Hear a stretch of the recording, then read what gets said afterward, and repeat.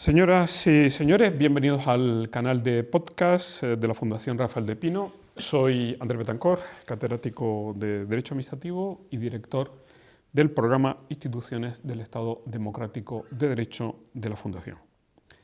El objetivo de esta iniciativa es contribuir a la mejora de la calidad de nuestras instituciones como condición para la mejora de nuestro Estado Democrático de Derecho. Malas instituciones, mala democracia y peores libertades. Hoy vamos a dialogar con Manuel Aragón, catedrático de Derecho Constitucional y magistrado emérito del Tribunal Constitucional. Y vamos a conversar sobre su ponencia titulada La democracia constitucional entre el realismo y el normativismo. Bienvenido, Manuel. Muchas gracias. Buenas tardes. Manuel, tu ponencia a mí me ha resultado muy sugerente como suele suceder con tus trabajos. Aportas una reflexión muy interesante, en este caso sobre la relación, el conflicto entre el realismo y el normativismo, ¿no? Vamos a comenzar por el realismo, ¿no? Esa aproximación realista de la democracia. Yo creo que esa es una exposición, enumeras cuáles son las causas, y aquí, a la luz de esas causas, que apuntas y hablas, utiliza la palabra el deterioro de la democracia constitucional, nos planteas una afirmación que merece una explicación como un punto de partida. Las elecciones por sí solas no son suficientes para legitimar la democracia. Comencemos por ahí, Manuel. Comencemos por ahí. Comencemos por ahí. Yo creo que eso no solamente puede decirse de la actualidad, sino que hay que decirlo históricamente desde que surge la democracia constitucional. Quiero hacer una aclaración. Cuando yo empleo el término entre realismo y normativismo, lo que me refiero es entre la aproximación realista a la democracia y la aproximación normativa a la democracia. Digo que eso no es solamente un problema del presente. Desde que surge la democracia constitucional, ese sistema tiene por objeto limitar el poder del Estado. Y si tiene por objeto limitar el poder del Estado, no puede limitarlo solo a través del procedimiento, sino que ha de haber límites materiales a la acción del Estado para que la democracia se mantenga. Hay una frase de Rousseau que yo creo que cito en la ponencia del contrato social, cuando decía que los ingleses se creen libres, pero se equivocan, porque solo lo son en el momento de votar y después quedan sometidos a un poder tan absoluto el del Parlamento como el de un monarca absoluto en otros países. Es cierto que hay que tomar esa afirmación con cierto, digamos, con gran usali, porque en aquella época era una parte ínfima de los ingleses los que elegían. Pero hay algo que decirle a esa frase que es más profundo. Para que los ingleses puedan volverse libres en el momento de votar, el Parlamento no ha tenido que abolir la libertad. Es decir, si el Parlamento es un poder absoluto, podía abolir la libertad, pero entonces, paradójicamente, los ingleses no volverían a ser libres en el momento de votar. Por eso, siempre se ha intentado poner coto a el abuso del poder. El poder tiende al abuso.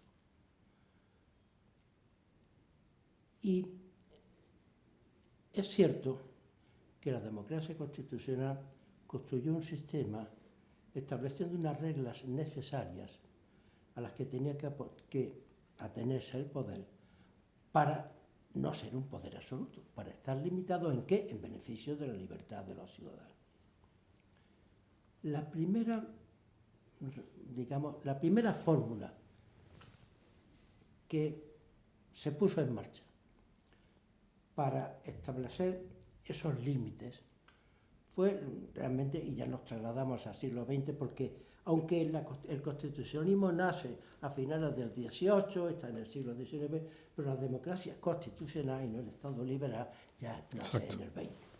Y es en el XX cuando se plantea intelectualmente la primera fórmula, la de Kelsen, la democracia procedimental. Para que la mayoría no pueda eliminar a las minorías, para que la mayoría no pueda destruir los derechos de las minorías y de los ciudadanos, la Constitución es una norma supralegal que necesita para su emanación y reforma de consenso, de unas mayorías muy cualificadas que hacen, por tanto, imposible que la mayoría ordinaria pueda disponer de la Constitución misma. Sí, porque hay un tema muy interesante que planteas, es el Estado de Derecho ha existido sin democracia. Bueno, pero la democracia no puede existir sin el Estado de Derecho. Esa es la cuestión claro, que está en el fondo de tu reflexión. Que el Estado de Derecho existió en el siglo XIX, pero como Estado legal de derecho. Exacto. No como Estado constitucional. Exacto. El Estado constitucional y democrático de derecho no puede existir sin democracia. Exacto. Ni la democracia puede existir sin el Estado de derecho. Por eso tu reflexión sobre la insuficiencia del normativismo kelseniano procedimental. Bueno, la insuficiencia es que con ese concepto kelseniano, que se equivoca quien piense que Kelsen pone en manos de la mayoría las libertades. Lo pone en manos del constituyente, del poder constituyente, del poder de reforma. Pero ¿qué ocurre? Que no es inimaginable que las mayorías cualificadas que se necesitan para reformar la Constitución decidan abandonar la democracia.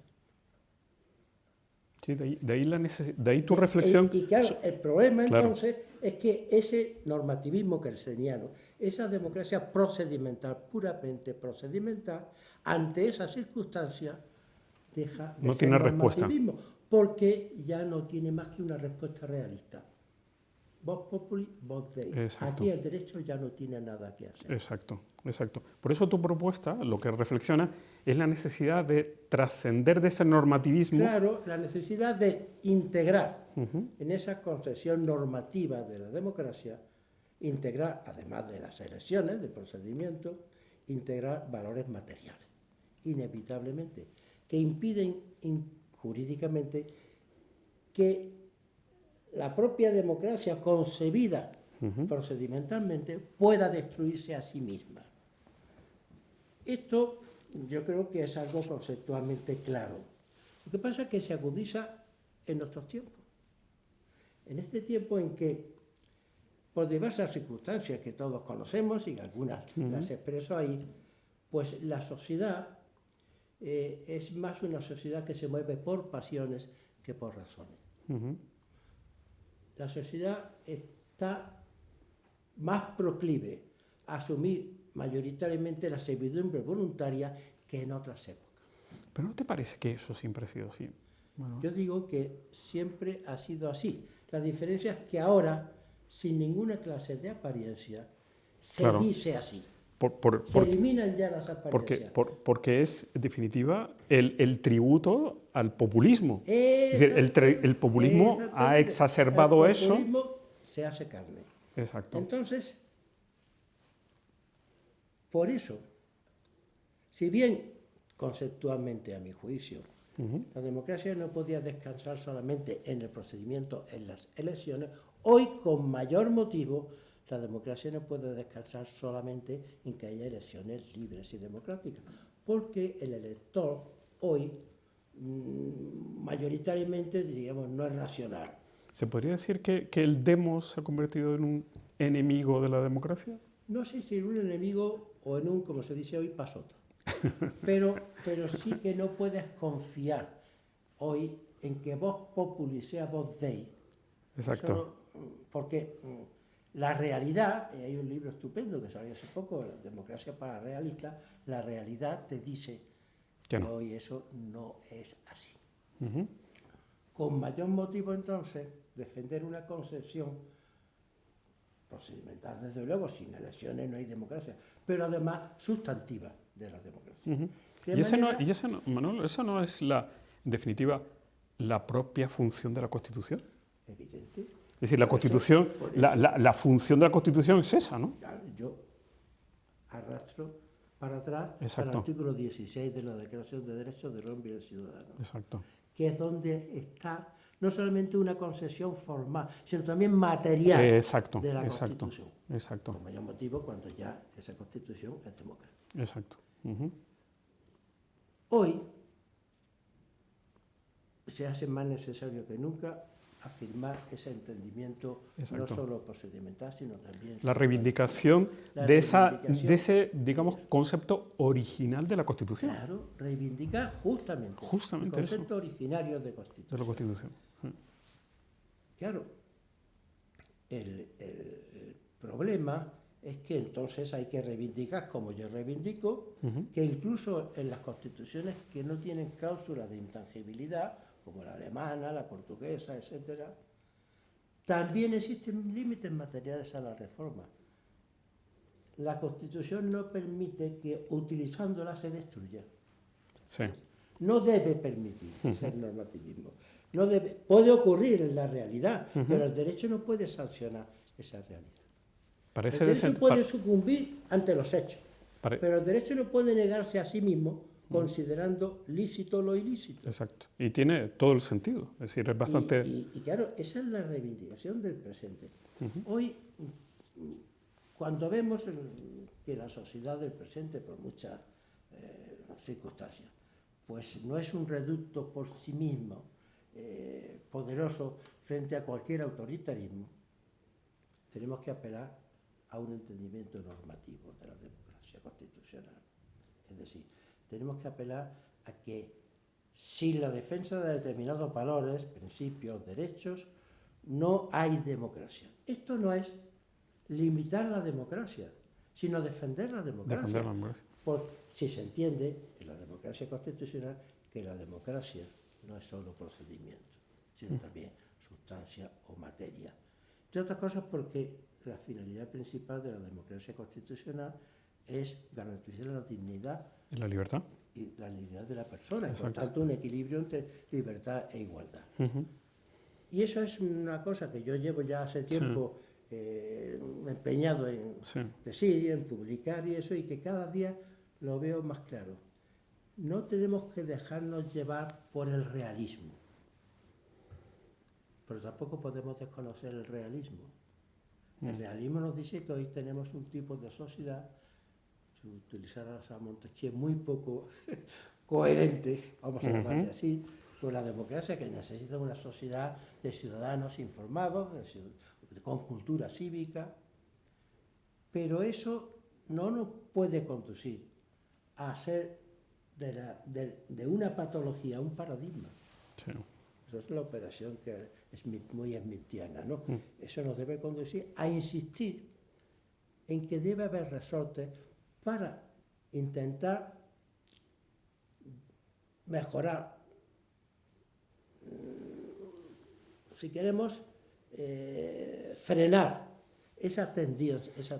Es que yo creo que es además una reflexión que tú has hecho desde hace mucho tiempo, ese concepto confuso, peligrosísimo de la denominada soberanía parlamentaria. Claro. Es decir, la propia Constitución es la expresión de esa soberanía y se agota ahí, ¿no? Por lo tanto, la democracia se asienta sobre la idea de que hay límites. Claro, hay límites. Y un límite intangible es lo que tú estás... No puede haber ningún poder del Estado soberano.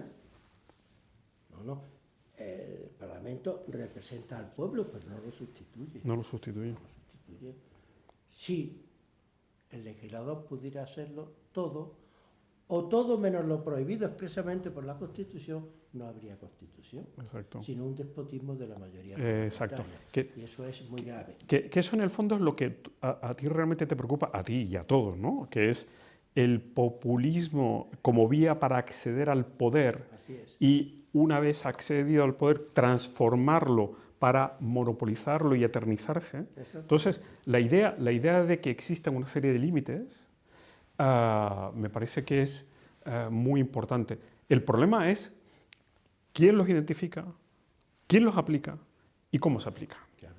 Es decir, lo que tú defiendes de los poderes implícitos del Tribunal Constitucional, Sí, claro. ¿no? El papel del Tribunal Constitucional. Identificarlo yo creo que está claro en el concepto de Constitución.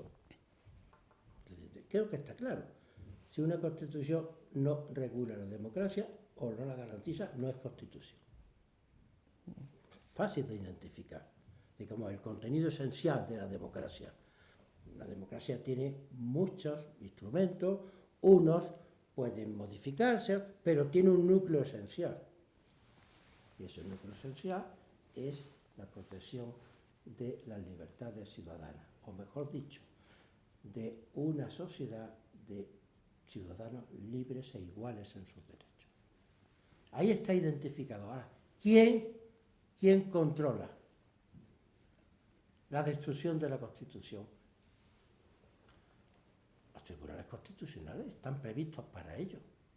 Bueno, primero, la doctrina que debe, y ya por fortuna, en los últimos decenios, ya está recuperando la doctrina, no solamente la doctrina de más solvente, sino el Tribunal Europeo de Derechos Humanos, el Tribunal de Justicia de la Unión Europea, un concepto no neutral de Constitución. No hay Constitución si no hay democracia y Estado de Derecho. Eso ya está dicho, por fortuna. Ahora bien, ¿cómo se garantiza? No frente a una ley inconstitucional. Para eso está el Tribunal Constitucional debe estar de modo ordinario, porque se transgrede la Constitución, sino frente a una reforma constitucional que destruyera la democracia para establecer una dictadura. El Tribunal Constitucional. Hay constituciones que establecen cláusulas de intangibilidad. La alemana comenzó y después han seguido otras. Pero hay otras que no expresan, no digo que no establezcan, no expresan esas cláusulas.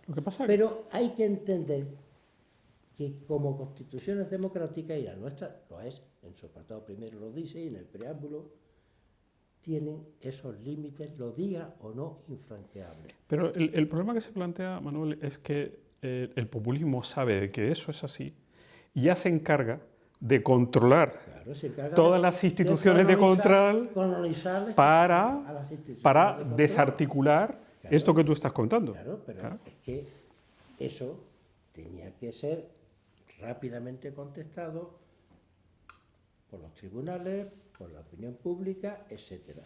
Porque efectivamente, si se disuelven los instrumentos de control, la democracia cae. Exacto. Sin duda alguna.